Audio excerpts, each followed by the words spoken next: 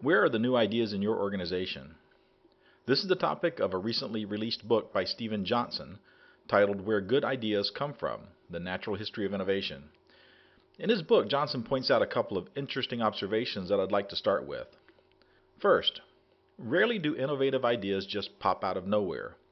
Most exceptional ideas actually begin life as a mere hunch, some half-baked thought that rattles around in our brain. Some of these keep us awake at night, while others kind of plant themselves in our mind and then might even go dormant for some period.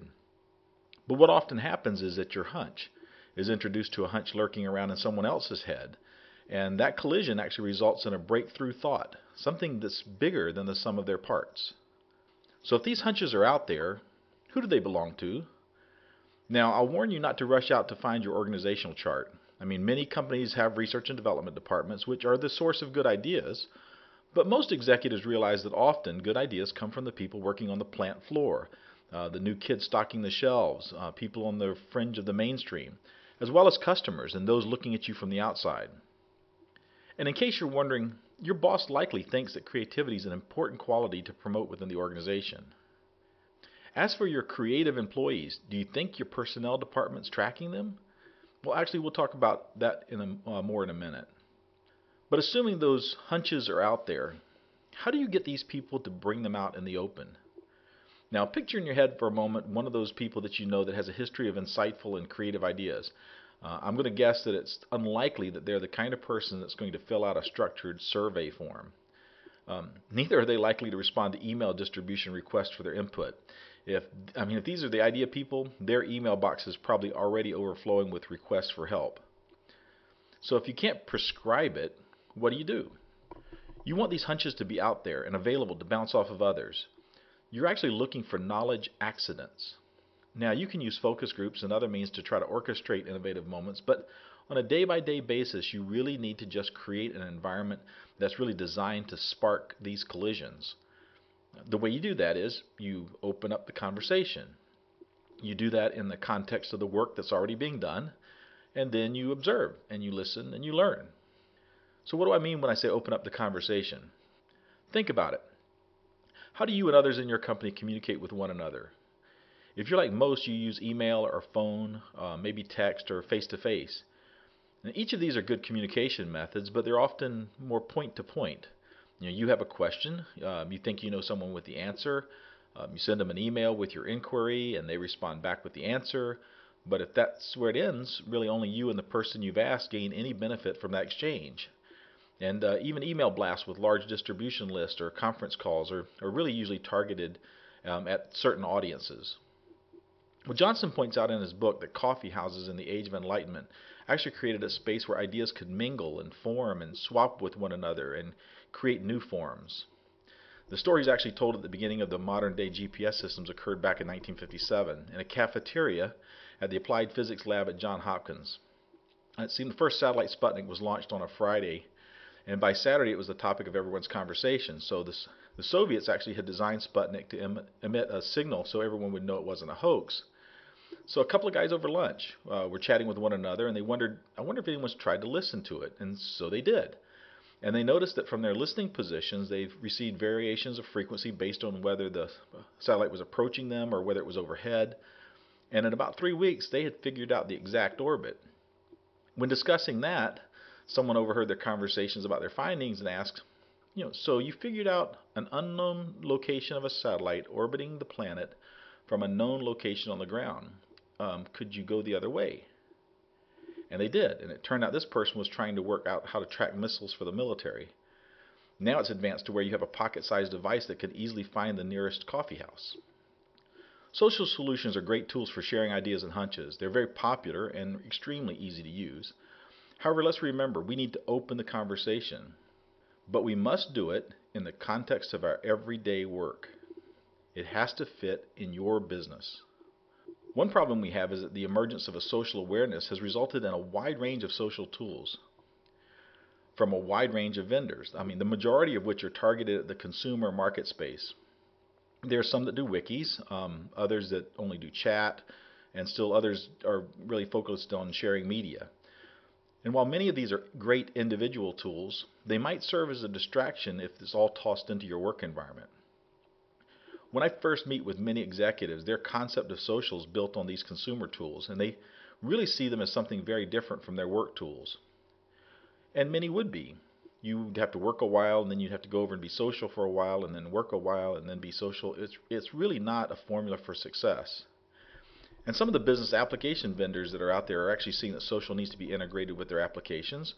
So many are actually attempting to actually embed social features around their individual apps. I mean, the results of these efforts are really just going to be silos of social. Social's actually become like the new E-word. We used to have e-commerce and e-CRM, and now we have social commerce and social CRM, and it's really not going to work. And what concerns me is we've actually been down this route before. When electronic content first came on the scene and we were all excited about the possibility of the implications it would have on our business, I mean, I'm old enough to remember the early days of word processing. And for people whose business was creating and capturing text, I mean, this worked. But for our mainstream business users, the trouble of storing and managing content was really an extra step that was outside their work process, so it didn't really have an impact. And it wasn't until content was integrated in the context of our work did we actually see the benefits. We could send and retrieve documents from our email systems, and document links became common in many of the business applications.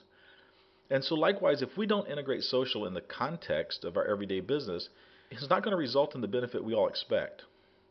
So, how do you do that? Well, we've been doing this and helping others for many years now, so here's a couple of ways to make it happen. Many of us daily use collaboration and email clients. You need to be able to have your social network reach into these clients. From an email, you should have immediate access to the individuals involved. You should be able to see their current status. You should be able to get to their files, see others in their network, and even reach out with instant messaging. This image actually shows an integration within a notes client. But we know businesses need options, so we're able to integrate social inside your Microsoft Outlook client as well.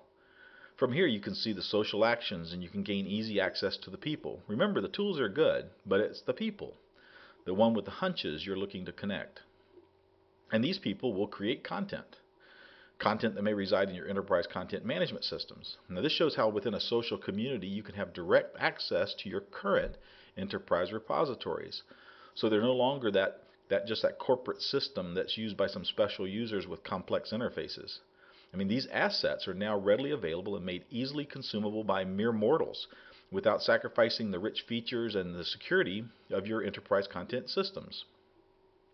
And for those of you who may have a proliferation of SharePoint sites, we let you easily integrate the SharePoint content right inside your social community, thereby surrounding a content-centric system with a people-centric layer. And if you happen to be in the SharePoint environment itself, we give you the ability to make it social. Here's an example of accessing the person. Remember them, the one with the hunches? You can get to them directly from SharePoint content, as well as easy one-touch access to their My Site, their blogs, their files, their social profile, all those things. And again, that makes a business content application like SharePoint a social application. We've deeply integrated our social solutions in many other business applications. This particular example shows how we've integrated social aspects right inside the Cognos user experience. When dealing with business intelligence, it's known that most significant decisions are made, or at least largely influenced, by a group of people. Some of these groups are structured, but many are ad hoc advisors and people with hunches that are involved in the project. As a Cognos user, you can easily reach into your social network as well as integrate your Cognos work as well as coworkers using social activities.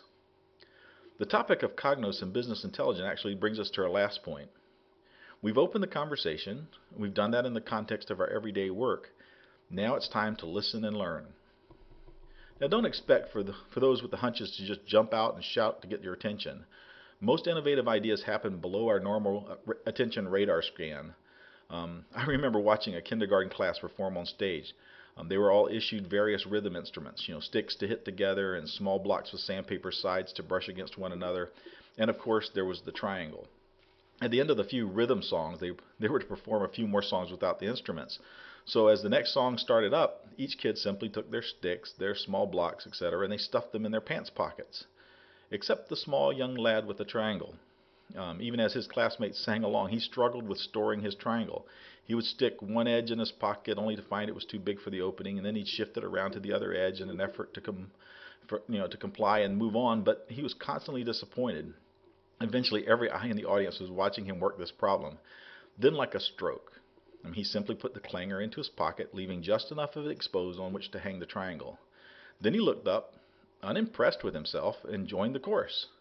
Now, of course, the entire audience almost applauded his success, which incidentally caught the teacher and conductor by surprise, because she was focused on the whole performance to even see the small innovation play out.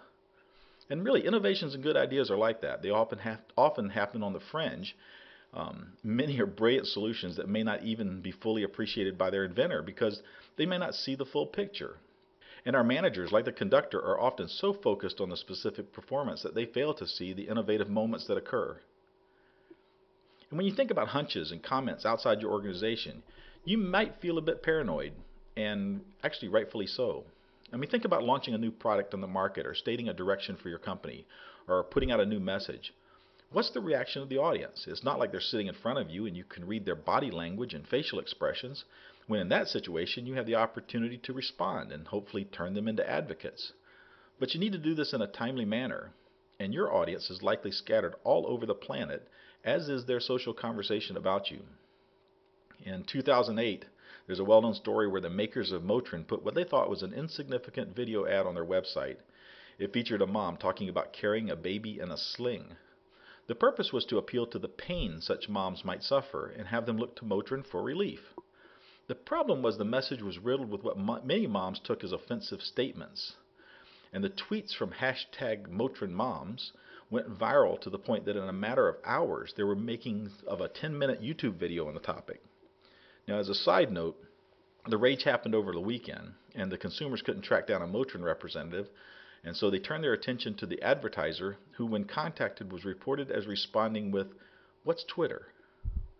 Now, not only were they not listening, they didn't even have a clue where the conversation was taking place. Now, I'm sure this isn't you. But in any case, when dealing with a social network, you need insight. You need the ability to look into your constituents' conversation. You need to see what your competition is saying. You need to rapidly give feedback and enable you to respond quickly. IBM's Cognos Consumer Insight actually helps you do just that. You simply point the tool at the area of conversations, blogs, wikis, social sites, chat, etc. And then it goes out listening on your behalf. Then you ask it a question like, what are people saying about our electronics during the peak Christmas shopping season? You're then shown the information in a rich and graphical way that allows you to drill down on specifics as well as see the view from well above the buzz. This gives you the ability to listen and learn and react in a way that your competition might not be able to do. And while we're on the subject of business intelligence, think back to the valued employees who have a wealth of hunches, the ones that you aren't even aware of. We've always respected and often protected valued sales personnel because of the power of their Rolodex. A senior salesperson was known and valued for their trusted relationships they'd built. In a time where you might be deciding between one rep and another, the value of the Rolodex often came into play. How could you afford to lose all those contacts? Because we know that if the rep went to a competitor, it's likely his trusted customers might go as well. Now, sales reps aren't the only ones building trusted relationships. Consider the customer support rep who spends hours a day, often in the trenches, working alongside customers on tough issues. Many of them have developed deep relationships. Now consider that this support rep might be reaching out beyond their normal phone conversations and have established themselves as a source of information, both inside and outside their organization, through blog postings and informational tweets. How do you know to protect and leverage this person if you don't know who they are and what social value they have? You need to be able to listen and learn. So the challenge for your company, open the conversation. Social tools allow you to do that, but you have to do that in the context of your everyday work. IBM social solutions are designed to be integrated into your business applications. And lastly, be prepared to listen and learn. Otherwise, you won't fully benefit from the power of your social network. Now, if you think this is something you'd like to pursue or know more about, please reach out to us. IBM has a long-standing culture of open conversation that's integrated into business and a rich heritage of listening and learning, and we're anxious to help you. After all, anything less would be just, antisocial. And if you'd like to reach me personally, please feel free to connect through any of these methods. I look forward to hearing from you and serving to further your progress toward becoming a more social business.